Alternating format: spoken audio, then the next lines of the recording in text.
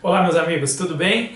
Esse é um vídeo sobre sigilo da fonte, garantia do sigilo da fonte. E aí você deve estar se perguntando, mas por que o Vitorelli está fazendo vídeo sobre sigilo da fonte? Olha pessoal, eu resolvi discutir esse assunto porque é um assunto que andou na imprensa aí há algumas semanas, gerou muita polêmica e, como você sabe, eu até já escrevi um texto sobre isso, que se chamava O Direito como Conversa de Botequim. O direito virou conversa de botequim no Brasil hoje. Todo mundo discute direito como se isso não fosse uma ciência, né? Como se isso fosse um assunto de botequim que a gente pudesse chamar um colega no botequim e discutir igual a gente discute a melhor escalação da seleção brasileira e esse tipo de coisa.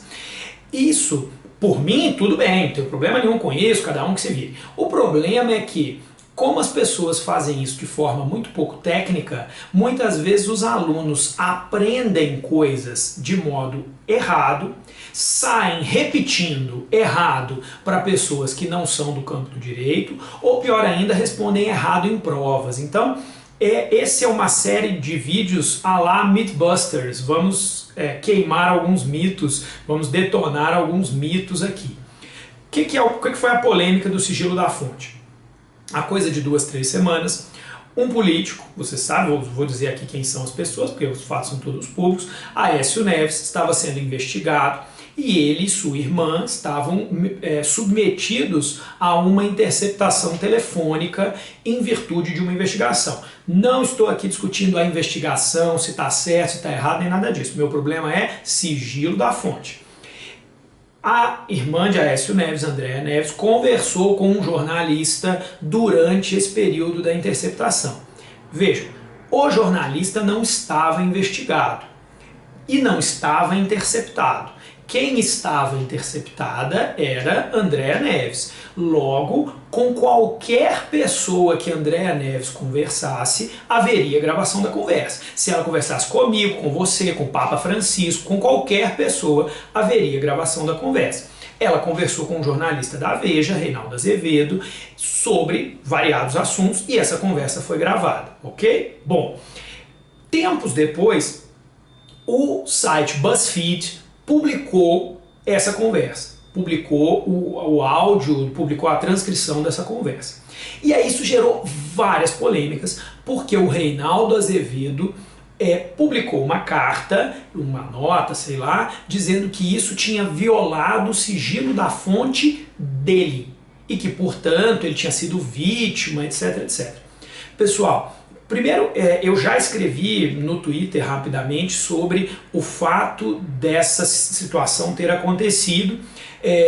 Não cabe ao Ministério Público selecionar quais conversas vão para o processo, uma vez que a conversa é gravada.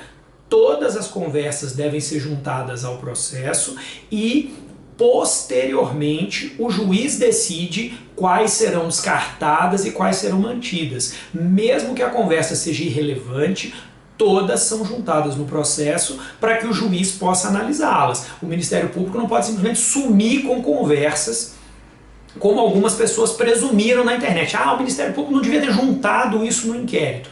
Errado. A lei de interceptação telefônica diz que todas as conversas produzidas durante a interceptação devem ser juntadas aos autos, ok? Então esse é o primeiro problema processual que surgiu dessa situação. Essa conversa deveria ter sido juntada ao processo? Resposta, sim, assim como qualquer outra conversa produzida deveria ser juntada ao processo. Pergunta número 2, esse não é o tema de hoje, posso até falar sobre isso depois, mas não é o tema de hoje. Pergunta número 2. O fato dessa conversa ter sido divulgada posteriormente pela imprensa viola a garantia constitucional do sigilo da fonte? Resposta, não. A garantia constitucional do sigilo da fonte não é uma garantia destinada à fonte. É uma garantia destinada ao jornalista. Não existe algum tipo de imunidade porque eu converso com um jornalista. Se eu sou fonte de um jornalista, essa conversa não está sujeita a algum tipo de imunidade porque eu estou conversando com um jornalista. Se a informação que eu estou passando para ele for, por exemplo, uma informação protegida por sigilo e eu estou violando o sigilo, eu estou praticando o crime da mesma forma. O fato de eu estar conversando com um jornalista ou não me dá imunidade para um crime. A garantia do sigilo da fonte é uma garantia que se volta para proteger o jornalista. E o jornalista, por causa dessa garantia, não é obrigado, em circunstância alguma, a revelar a fonte das suas informações. Isso não significa que essa fonte não possa ser descoberta por outros meios, como aconteceu nessa situação. O fato da fonte ter sido descoberta por outros meios é completamente indiferente à garantia constitucional do sigilo da fonte. O que não se pode, e não foi isso que aconteceu, é obrigar o próprio jornalista a revelar quem é a sua fonte, ok? Para você que é cético e não acredita em mim, eu trouxe aqui o livro Curso de Direito Constitucional, do professor Wadi Lamego Boulos. Estou lendo aqui da edição 2017, e lá na página 636, 637, o professor Wadi nos diz o seguinte: o sigilo da fonte é uma longa manus do segredo profissional e do direito à privacidade. Trata-se de uma exigência mínima endereçada àqueles que desempenham uma função regulamentada. Daí a Constituição exigir do profissional o respeito às confidências que lhe foram reveladas. E isso ele está falando genericamente do sigilo da fonte, que é o artigo 5º, inciso 14. E aí ele vem falar especificamente do jornalista.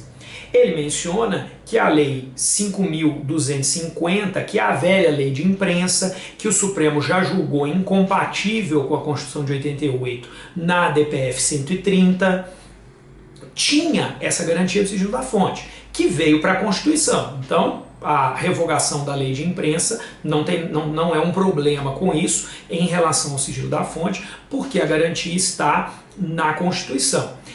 E aí o professor Wadi continua dizendo o seguinte: basta ver que, se um jornalista, comentarista, apresentador ou radialista for interpelado criminalmente, não estará obrigado a indicar o nome do informante ou mesmo o local onde conseguiu a notícia.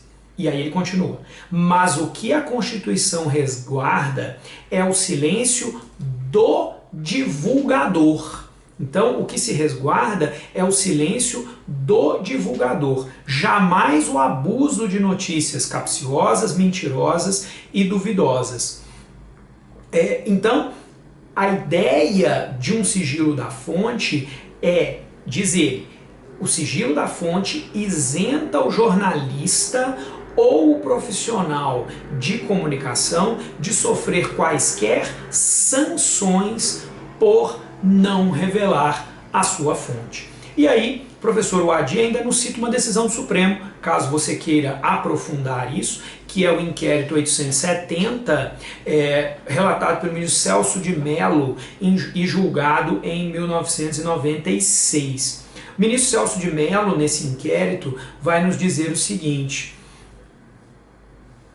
a proteção constitucional que confere ao jornalista o direito de não proceder a disclosure da fonte de informação ou de não revelar a pessoa ou seu informante desautoriza qualquer medida tendente a pressionar ou constranger o profissional da imprensa a indicar a origem das informações a que teve acesso. Eis que os jornalistas, em tema de sigilo da fonte, não se expõem ao poder de indagação do Estado.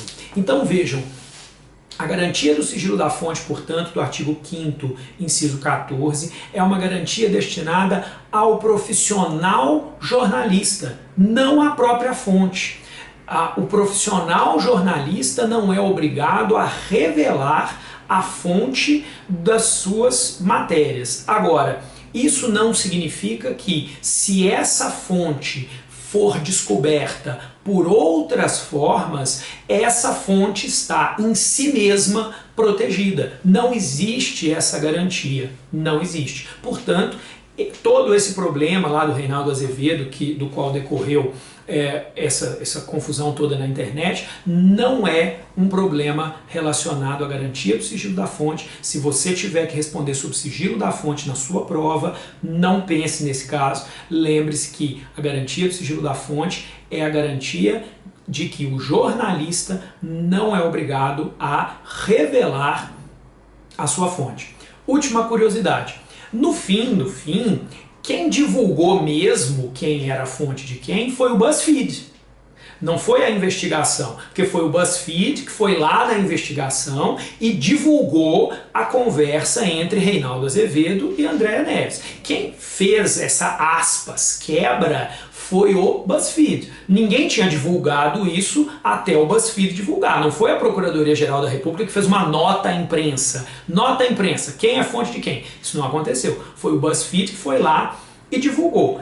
Pergunta, o BuzzFeed praticou algum ato ilícito ao fazer essa divulgação? Resposta, não. O BuzzFeed também não violou o sigilo da fonte, porque o BuzzFeed não constrangeu o jornalista a revelar a sua fonte. Ele pegou uma informação que estava num processo a partir daquele momento público e entendeu que valia a pena divulgar. Quer dizer, entendeu que não havia honra ali que o obrigasse a proteger o jornalista que tinha sido surpreendido naquela conversa. De todo modo, também não, você pode até perguntar se não seria, né? Um não tinha que proteger o outro e tudo, mas aí é uma pergunta para os jornalistas responderem. É fato que o BuzzFeed também não cometeu ato ilícito em relação à violação do sigilo da fonte, ok? Não erre isso. Um grande abraço, até a próxima.